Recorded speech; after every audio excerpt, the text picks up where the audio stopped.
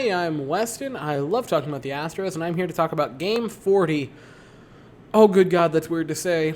Of the regular season, Astros over the Rangers, just by a little, 6-5.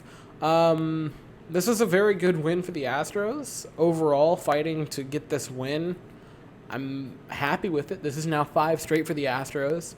And I'm going to talk about the playoff race. This is not a playoff race. I'm going to talk about the division, I guess I should say, towards the end. So, right into it, Luis Garcia got the start. He had a pretty good night, actually. First inning was a little bit rough. Calhoun would ground out. Solak would triple. Lowe would sack fly to make it a 1-0 ball game. The Solak triple, by the way, it was a very weird one, right? So he hit it just perfectly to that area of the alley next to the Crawford boxes where Aledmys Diaz couldn't make a play on it. I'm not upset or anything with Diaz because he's usually an infielder that was playing outfield in one of the weirdest places in all of baseball. So that wasn't a bad play or anything by Diaz. I don't think if you have a veteran like Brantley in tonight, he would have made it either. Like, it was just sort of a weird play. By the way, I'm going to go with this for a second. I don't know why we didn't have Brantley play tonight. I thought that was a really crappy move by Dusty Baker. Today is Michael Brantley's birthday. Happy birthday to Michael Brantley. And if in any case he is watching this, I don't like that move at all, that you don't have him starting. I thought that was a really weird, kind of a crappy move. Like, I'm not saying you have to start every player when it's their birthday, but this wasn't, like, Brantley's had rest. It wasn't like he needed rest. He's not been playing bad enough to get himself benched. I really don't know what this was for, other than just because I really don't get it. I did not like it. But say la vie. And I also don't like, and I understand it kind of worked out because he would get a single in the first inning and help start a big run-scoring inning. I don't get why when someone is out of the lineup, Dusty just has whoever takes their place, take their spot in the lineup.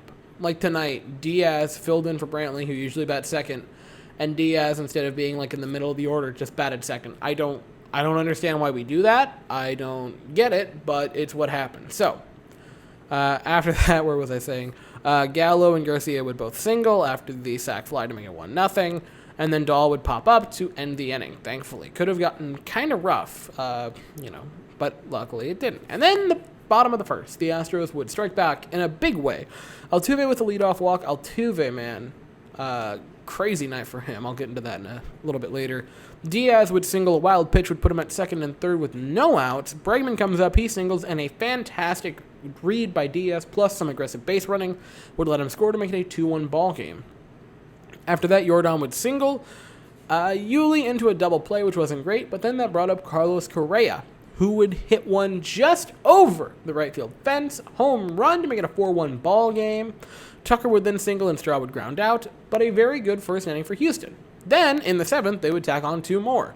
Correa with a leadoff double, which, as a person myself who's very indecisive and doesn't make snap decisions that easily, I felt for Correa here, of just that, should I go? Yes, I should. No, I should. Yes, I should. No. Yeah. And then finally deciding to go where it looked like it might have been too late. It wasn't, and he was able to slide in with one of the strangest slides I've ever seen. Like, he slid right, but he took a form similar to that of Joe Namath in the pantyhose.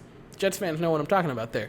Very strange slide by Correa, but a leadoff double is a leadoff double no matter how you want to slice it. And Kyle Tucker would then come up, who would crank one to right field to make it a 6-1 ball game in favor of Houston. Kyle Tucker has been insane the past 15 games, and even more so in the past 7. I will talk about that in a minute.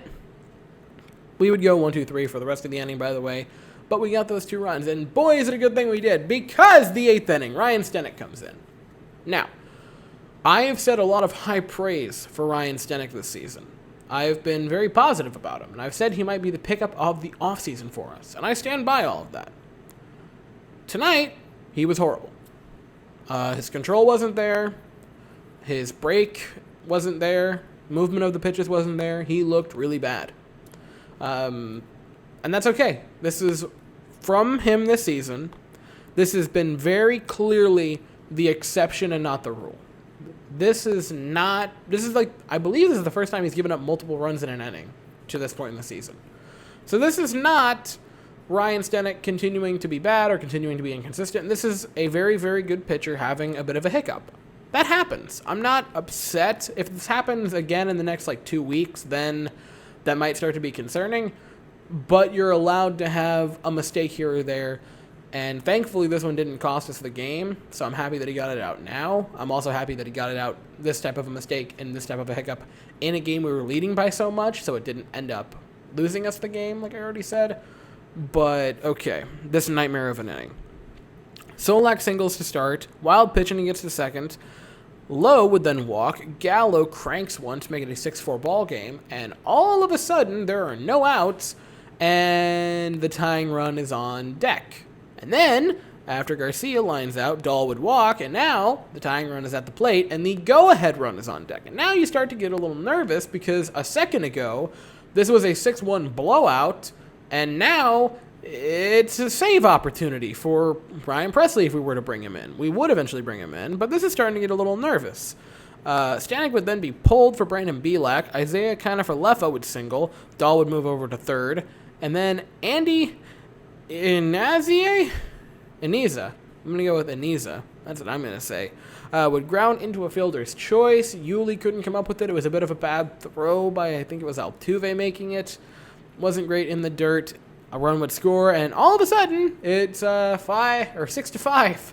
And it's a one-run ball game, meaning that any swing of the bat could tie it. Or, since there was a man on first, give them the one-run lead. After that, Chris Davis would pinch hit, and he would fly out, thankfully. Then Pressly would come in the ninth and have a clean 1-2-3 inning to get the Astros a win.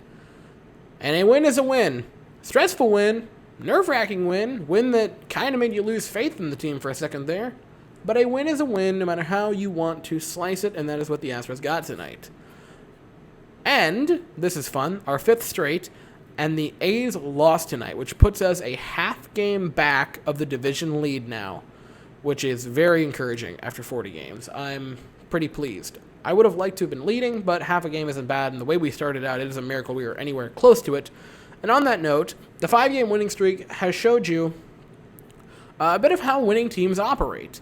The first win was the McCullers start, where he just was an absolute pitcher's duel, where Lance basically stole us the game because he was able to outduel Ohtani and went into the 8th inning in a 1-1 tie. So that was, very good for him. The second game, if I'm not mistaken, was a bit of an offensive blowout. Yeah, a 9-1 game. Then a one hand washes the other 4-3 win. A blowout last night, and another one hand washes the other. Clutch hitting and a clutch save by Ryan Pressly got us the win. This is fantastic to see. It's great to see both the pitching and the offense helping pick the other up. Sometimes both in the same game, like today, where the pitching, wasn't great. The offense helped pick it up, but then Ryan Pressly was locked down in the ninth. This is fantastic to see. This is great for the Astros to be winning like this. I'm very excited because this is sustainable baseball. It's not, the A's for a while there were not playing very sustainable baseball, and the Astros weren't when they were doing horrible, but this is more sustainable. It's both. All three parties. The bullpen is contributing, the starters are contributing, and the offense is definitely contributing. And along with that, so was the fielding. I thought Kyle Tucker had a few really nice snags tonight, and he was offensively fantastic as well. I'm going to get to that in a moment. Pitching lines. Luis Garcia would get the win. He went 5 innings, 5 hits, 1 run, 2 walks, and 5 strikeouts. Not a bad game for Luis Garcia. Bit of base running, or quite a few base runners, I guess I should say. But overall, pretty decent. Brian Abreu came in. He had 2 great innings of work, 1 hit, no runs, no walks, and a strikeout to boot. Ryan Stanek, I already said this. This was horrifying for him. 1/3 of an inning, 2 hits, 4 runs, 2 walks, no strikeouts, gave up a home run. And for reference to how bad 1 inning of work can be, since he only got 1 out and 4 runs, it balloons his ERA up now to 3.78. And yesterday, I believe it was just in I think it was 1.8 or the low 2s, and now it's almost touching 4. That's how bad 1 inning can go. Belak came in, 2/3 of an inning, 1 hit, no runs, no walks, no strikeouts. And Ryan Pressly came in, 1 inning work, no hits, no walks, no runs, and a clutch strikeout to finish it off. And with Pressly out there, by the way, there was a super nice catch by Tucker running into the wall, which is great by him, lowering Ryan Pressly's ERA to 1.5 flat.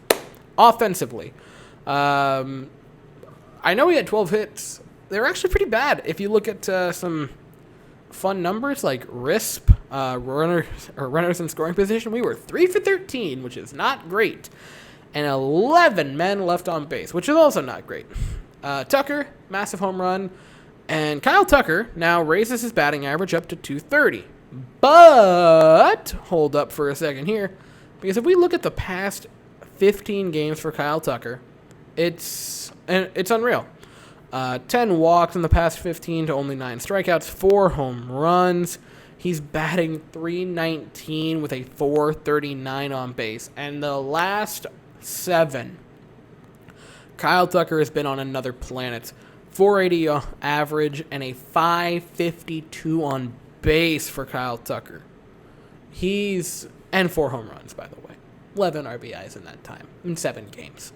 He is tearing the cover off the ball. He's hitting everything in sight, and he's getting on base at over 50% or over 500. This is fantastic.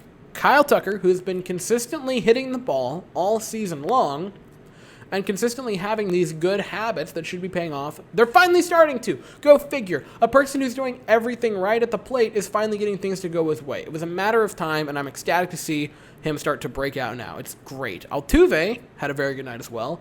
1 for 2 with a run, but 3 walks, which is pretty darn impressive for little Altuve. He's not really a walking guy overall in his career, but he's starting to walk. He had a crazy night tonight, walking-wise. He, over the last 7 games, has a nice .471 on base, which is pretty impressive, and a .379 average, which is great to see.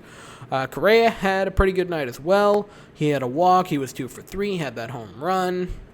So that's pretty good to see out of him. And again, 6 runs is good, right? 6 runs is a pretty darn good night offensively. But seeing the 3 for 13 and the 15 left on base numbers, those are not super fun. So, tomorrow the Astros roll in. We'll play at 2:10 Eastern Standard Time, 1:10 Central. And it will be both of the aces on the mound. So Lance McCullers is going to have to outduel the other team's best pitcher for a second straight time. It will be Gibson for the Texas Rangers, who rolls in with a 2.28 ERA and a 3-0 record, versus old Lance McCullers, who rolls in with a 3-1 record and a 3.10 ERA. I love watching Lance McCullers pitch, so I'm looking forward to tomorrow. Anyway, that is it for tonight. Thank you all so very much for watching. I hope you all have an absolutely fantastic day, and as always, go Astros.